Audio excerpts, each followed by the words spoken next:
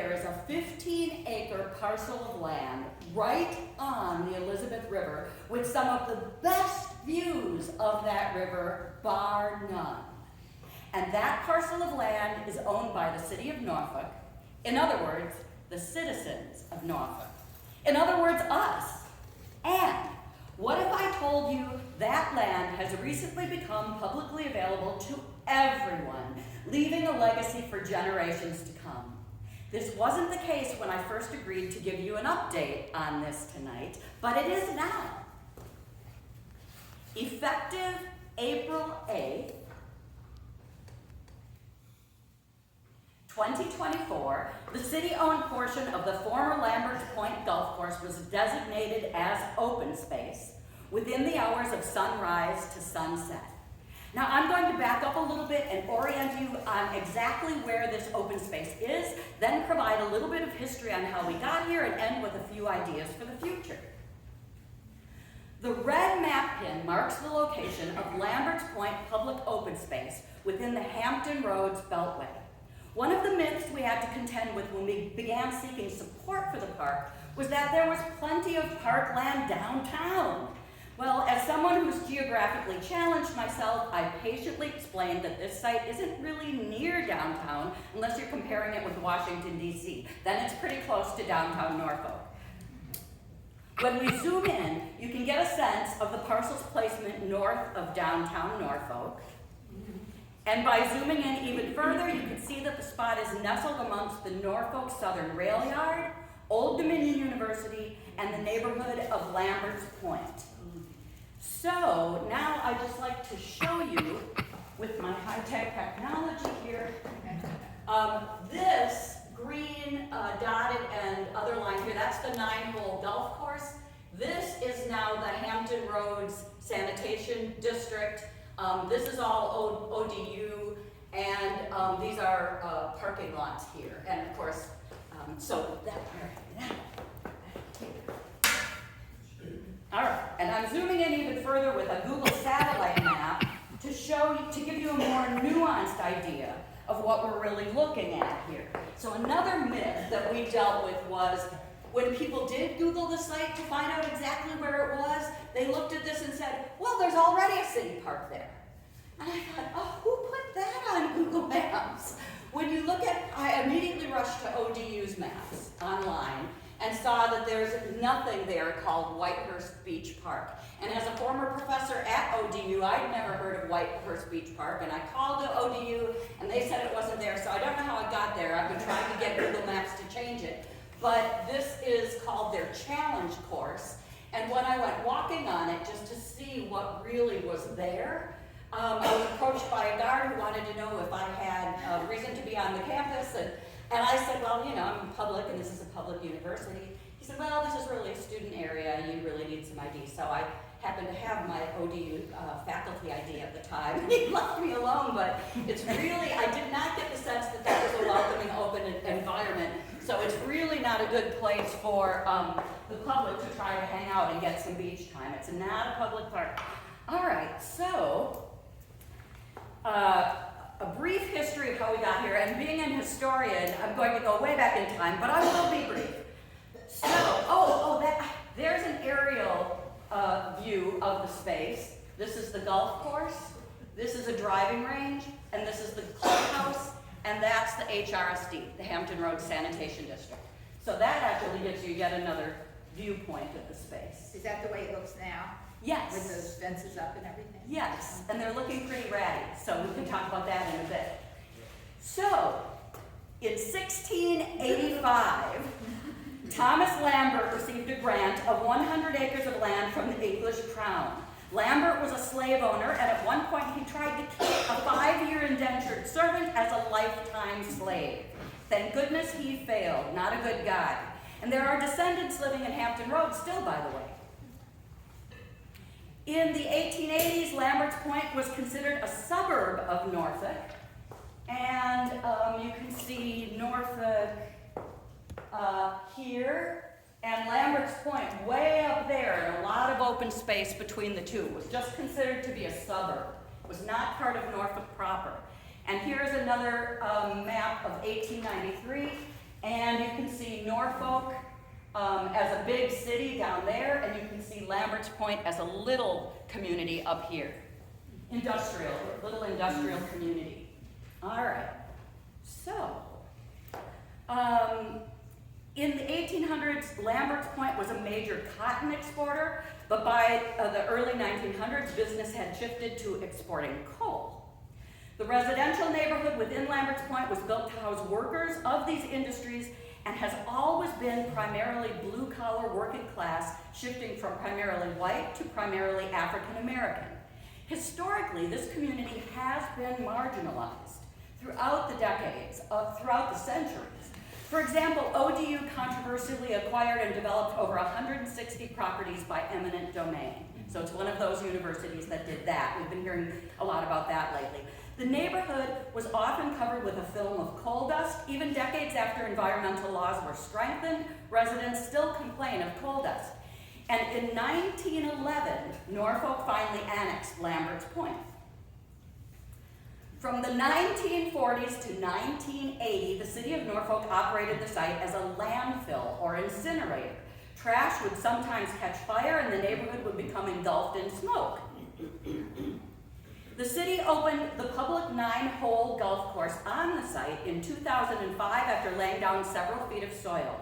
Old Dominion University played a part in this, contributing substantial funds for a driving range and contributing to the upkeep of the clubhouse. In return, the city allowed ODU's golf team to meet and store equipment in the clubhouse. So that's why the city and ODU are having a little trouble separating and coming to an agreement now. And at last I heard, all of that isn't fully ironed out yet, but it will be. So getting back to this map, I just want to briefly explain about the parking lot. So here's the Lambert's Point clubhouse, the golf course clubhouse, which is still standing, but in a bit of disrepair. It's getting old. The city owns a 450 car parking lot here. And they kept 100 of those spaces right in front of the clubhouse for the public to use the golf course. They still have maintained control of those 100 spaces, and you're still legally allowed to park there. So if you park in those spaces and ODU tickets you, which they've been known to do lately since the golf course closed, to increase some revenue, or because the attendants don't know, you can fight that and win. And we're working on that, on getting them to stop ticketing those 100 spaces. The other 350 spaces there that are city-owned parking lot are being rented to ODU, and what the city's getting for that is actually a lot. So that will probably continue. They're getting use of the playing fields, the sports arenas for the high schools, for the public, for the Norfolk public high schools. So that's a really good exchange that will probably continue. All right, so this is a city-funded map of that space. In 1918, the City of Norfolk and the Hampton Roads Sanitation District, the HRSD, formalized the sale of the majority of that 9-hole golf course. Everything you see here in yellow. It was over 40 acres for the expansion of the RSD wastewater treatment plant and the development of a groundwater recharge project. So, yeah, that was unfortunate because the highest point of land in that space, this is really our Mount Trashmore, it's built on a dump heap. So the highest point of land in all of Norfolk is right there. So I'm going to touch on that a little bit later, but and a lot of people felt that sale went under the radar a little bit. But the HRSD has been good about it, and we're talking to them. So I'll get back to that. But in 2022, the golf course closed. So this is all pretty recent. And HRSD took possession of the property in early 2023. The area with the turquoise buildings, surrounded by the black dashed line, is the Hampton Roads Sanitation District. And the green area that you see there is the 15-acre parcel that's left that we first began working to save for public use. And it does have water access. It does abut the Elizabeth River. So the new HRSD land, as I said, included some of the highest ground in the entire city of Norfolk, with the most spectacular views, including a glimpse of the downtown skyline when you look to your left as you're facing the river, and the best vista of the, oh, that's Richard actually standing there with our dog Dickens, and the best vista of the Virginia International Gateway in Portsmouth. In essence, as I said, this was Norfolk's Mount Trashmore. So we lost those. The public also lost a lovely creek view from an existing footbridge. And while this transaction was not universally applauded, the city had the foresight to set aside land for public access to the shoreline, seen in brown on the map. So all the way around that newly acquired Hampton Road Sanitation District is this 125-foot easement. It is widely hoped that this public access strip would become part of the Elizabeth River Trail and will link up with the existing trail seen here in green, a green dashed line. And there's more good news. The HRSD is allowing the public to temporarily use a portion of their property next to the 15-acre site. While the city is still ironing out the details with the RSD, there is strong talk of a 2-year loan of 20 acres, which would more than double the size of the park for at least 2 years. It's even possible that the HRSD may be able to build its new plant entirely within the other 20 acres, in which case discussions about permanently leaving that highest point of land within the park might be possible. We're really, really hoping. Regardless, the 15-acre parcel has become Lambert's Point public open space, and it has waterfront on this charming bay. So all of the photos I'm showing you right now are taken from that 15-acre parcel, so it's really very pretty. Much of the waterfront property on the rest of the bay, this little bay, is owned by Old Dominion University, the ODU Sailing Center, ODU Boathouse, and the ODU Challenge Course, which is incorrectly listed as Whitehurst Beach Park, all enjoy waterfront placement and are visible from the parcel. Also visible from the remaining parcel is the Virginia Port Authority, when you're looking to your right as you're facing the river, and the Hermitage Museum across the Lafayette River in the Lock Haven neighborhood. The remaining 15-acre parcel is a jewel. So, how did Lambert's Point public open space become a reality? In late 2022 and early 2023, community activist Mary Beth Horton, who co-led the effort to save Meadowbrook Park from development in 2015, became concerned about the loss of city riverfront property at Lambert's Point. She began organizing to save the 15-acre remnant and enlisted the help of Liz Paste. In February of 2023, Mary Beth and Liz invited Andrea McClellan of Norfolk City Council, Kendra Green, the executive director of the Elizabeth River Trail, and others including city staffers and members of the Norfolk Planning Commission to join them for a walk on the property. Andrea McClellan was immediately enthusiastic and embraced the idea of preserving open space for public access. She remained an ally throughout the entire process. So there's word going around that City Council was antagonistic towards our efforts, and it really isn't the case. And certainly not with Andrea. At about this time, my husband Richard and I independently formed the same opinions and concerns. We contacted Marjorie Mayfield Jackson, executive director of the Elizabeth River Project, and together we began to look into matters. On May 15th, 2023, Mary Beth Horton launched an online petition that you see here. And together, Mary Beth and Liz recruited others to join their efforts. The online petitions, combined with face-to-face efforts, amassed well over 4,000 signatures, which for a city the size of Norfolk, you probably know if you're involved in these kinds of efforts, is really a lot. And at about this time, we became aware of each other's efforts and the groups combined. The citizen group requested a public forum with the city of Norfolk. So many people signed up to attend that venue that the actual venue had to be changed. I had to move from a smaller space to a gymnasium. Well over 300 people showed up, the vast majority wearing green ribbons to show their support for Lambert's Point City Park. And actually, I didn't mean to do this at the time, but you can see Mike Merritt, who is the past president of Bike Norfolk, proudly wearing his ribbon in the front row there. And I was only able to take half of the room at any given time. There were just really a lot of people there. The city also sought citizen input through an online survey, the results of which were unveiled at the forum.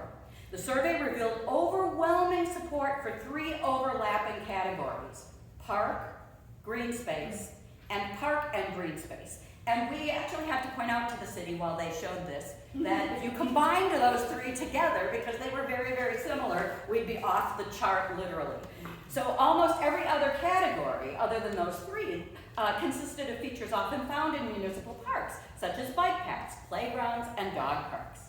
And if all that wasn't enough to justify a park, there's also the fact that Norfolk is underserved when it comes to parks and green space. A lot of you know this. Norfolk is the third largest Hampton Roads city by population, yet it's the third smallest in area. This gives Norfolk the highest population density, and cities with higher population densities ought to have a higher percentage of parks and green space, but that's not the case with Norfolk. Only 5% of Norfolk's land is parkland, well below the national average. And we learned that, as was not the case with other cities measured, that 5% figure had included public school playgrounds, not always accessible, graveyards, and the Norfolk Botanical Garden, which is fabulous, but it charges admittance. So all of that was included in this 5%, so it's really a much, much lower figure than the city even puts out. Our citizen group stressed that the Norfolk Parks and Recreation Master Plan contains the following stated goal, quote, add park acreage to the system for neighborhood parks. Ta-da! And by the city's own admission, the Lamberts Point parcel is, quote, some of the last public waterfront property. Some members of the group began to write editorials to the local press, and I assembled a press contact list. We all wrote letters to local officials and encouraged acquaintances to do the same. We showed up for strategic city council meetings, and some of us spoke at them. Many of you are not strangers to these strategies, and I received a great deal of solid advice and support from the TATC, including from members Kathy O'Hara, Bill Bunch, and Steve Lance, and others. Richard and I designed a logo, and and then designed and built a website. Once the website was in place, I focused my efforts on gathering written endorsements from numerous stakeholders.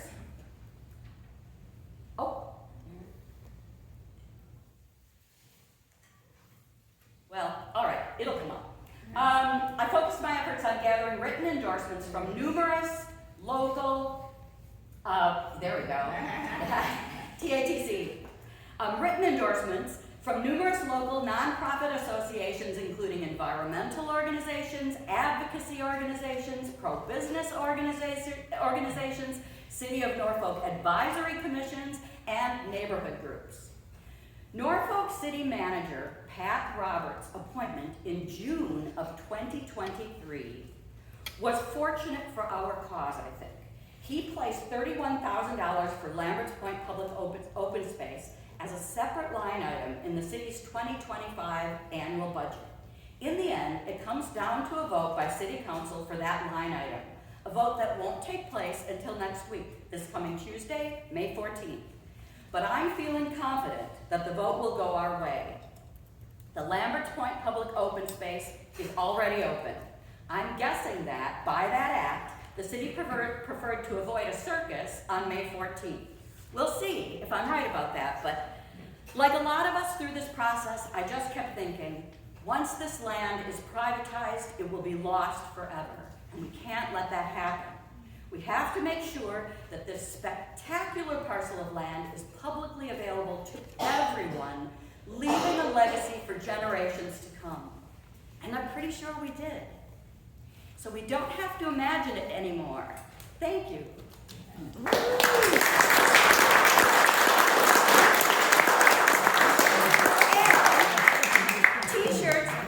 T-shirts are for sale for $20. They're 100% cotton.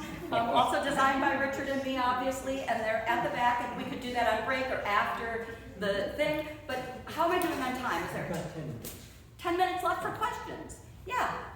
So the part that you showed that had access for Elizabeth River Trail to go through? We hope. It's got contiguous connection that the trail would loop around that, or is it just Yes. connect into it? If it happens, it would be continuous. So, and the slideshow, let's see if I can get back to that slide quickly and show that to you. Keep going. There we go. No, that's not the city rendering, is it? No, that's my aerial in from Google Maps.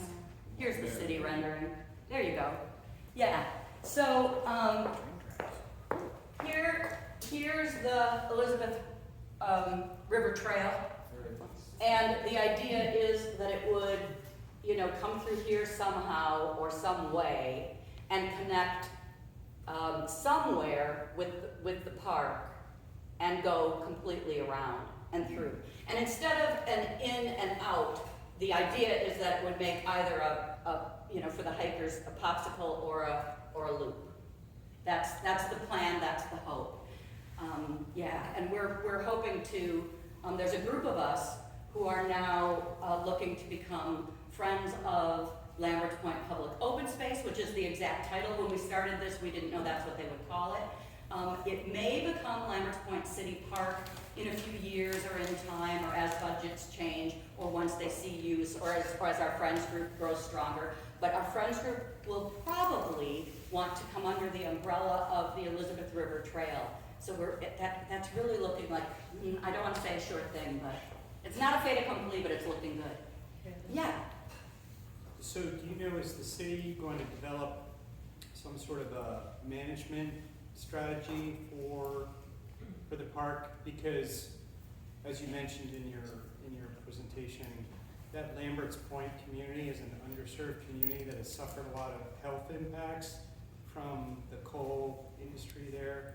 And it would be great if the city could develop some programming for the underserved community, to have them have access to the water, open space, healthy activities. So I'm just curious if they're thinking about that. We have had membership representation from Lambert's Point Civic League on the steering committee from the start. And they would like to see eventually a boat dock for fishing. That's something they really would like. And I wouldn't mind if it had a kayak launch. But they would like to see that, and they would also like to see, and this warms my heart as an historian, they'd like to see some history of Lambert's Point and who Lambert was, and that he was a slave owner. And we asked them if they were interested in a name change to the open space, to their neighborhood even, and they were not. So, but they are interested in the history being known. So that's some of the things that we're talking with them about. We want to make sure that they continue to have not only representation, but leadership in this endeavor. So what, on the 2025 budget, what would $34,000 accomplish? And does that open the door for future line items? So what it is it's actually 31,000, but I'm really surprised that you got that close. Good listening there, but the $31,000 basically covers signage, garbage cans and garbage pickup, and mowing of some areas. The concept is passive park, and I think a lot of you know what that concept is. And passive park is that a lot of it remains natural and is conducive to wildlife, both flora and fauna. So, yeah. What's going to happen to the clubhouse? Yeah, I don't know the answer to that. But I can tell you what some of the discussion has been. Some of the discussion is that if ODU, some of us would like to see it become the headquarters of the Elizabeth River Trail. I've spoken to one of the board members on the Elizabeth River Trail who said that there is some interest at Elizabeth River Trail in that, but she was not, because it needs, it's old enough now that it needs a lot more upkeep. And so there is talk about that being something that ODU gets, because ODU there's that driving range that we all want to see as part of the 15 acres and not a driving range. And so if we get to keep that as part of the 15 acres and part of the park, then maybe ODU gets to have part of that clubhouse. It's all in negotiation, and I'm not privy to most of those negotiations. I just know some of the things that have been discussed. Did that even answer your question? Yeah. Kind of? Yeah, Sherry, would the designation as a park give greater protection or greater budgeting versus open space? I don't know, and I'm trying to find out, because I'm always worried that, that's funny, that hasn't happened yet. I'm always worried that, something or someone can swoop in, because, I mean, I heard from Sandy about, not Buckrow It Beach was in Buckrow Hampton, Beach. Buckrow Beach in Hampton. Yeah. And even after they thought it was a fait accompli, something else swooped in and almost took it back. So we're diligent. Even the council members worked with contractors behind the public's back and had promised them the lots that we fought to save. So mindful of this story, and again, help we've received from the TATC, we are being vigilant. Yes. And we do think that if it were a city park usually has bigger budgets, has more amenities, possibly restrooms, which would be very nice here. If the clubhouse isn't open to the public where there are restrooms, then restrooms would be nice, at least porta potties. But a friend of Lambert's Point Open Space could do benches, picnic tables, picnic shelter. There are some amenities we could put there, but we also want to, our goal is to keep it as wild as possible in most places. There are already, all the way through here, there are these existing paved trails that are lovely and gorgeous, and you can go there now and walk them between sunset. That's where the golfers, would roll their stuff, and that's there. It's in place. So part of that could become, Elizabeth River Trail, and it could actually go in through here. So there's all kinds of possibilities, but this part of what the city's excited about is that some existing trail is already there. Would there be any restrictions on the use of the property? I'm just thinking of headlines I've heard in the news about public, because of the homeless problem, and they occupy, I guess, what would be considered public space. Would there be any restrictions or any way to work to prevent that from happening, or helping to deal with the problem? I don't know. I don't know. I know that if ODU remains involved in the clubhouse, they will have security. They'll have security cameras, and they'll have security people walking that area 24/7. So I've run into them, so I know they're there. Little Miss Trespasser. But yeah, so that's another reason it might be, a good idea to play ball with ODU, because the city wouldn't provide that. So, but I don't know. But Okay, I just said, yeah. Instead of solving the problem, kind of kick it down the road. But I've seen motorcycle police though. Oh, you have City of Norfolk Motorcycle Police? Oh yeah, there's one on the Instagram account for the time. One more question and then that's. Yeah, so this is more of an environmental question, but since you brought up the HRSD there, you mentioned the groundwater recharge. Now I assume they're taking treated wastewater and pumping it into the ground as opposed to dumping it in the river. Correct. So is that still going on, and is it helping to reduce subsidence or settling of the land, or so it doesn't flood and get cut Yes. off by rising tides and stuff? Yes, that's the plan. As most of you know, Norfolk was built on filled-in swamp, a lot of it, and so we're sinking. And of the two cities in the United States that are most in danger of sea level rise, it's New Orleans and Norfolk. So one of the problems with sinking is not just that we're built on swampland and so we're sinking, and that there's also sea level rise, but we're also sinking because we're depleting the groundwater faster than we're putting it back, than it's going back in. So that's one of the major reasons they wanted an expansion. We're hoping they expand this way. That's one of the reasons they wanted an expansion. I'm not a geologist, so I don't know, but there are more than one HRSD treatment plants around Hampton Roads. And I'm not a geologist, but I think, yeah, it's convenient for them to have the other one right there next to one that's already existing. But did it have to be right there with all this riverfront property with the best view of the river in the city? I don't know. But they're working with us to maybe give some of that at least the highest point and the best view back. So we'll see. So we're being very, very nice to them. They're being very, very nice to us. Yeah, time. Thank you.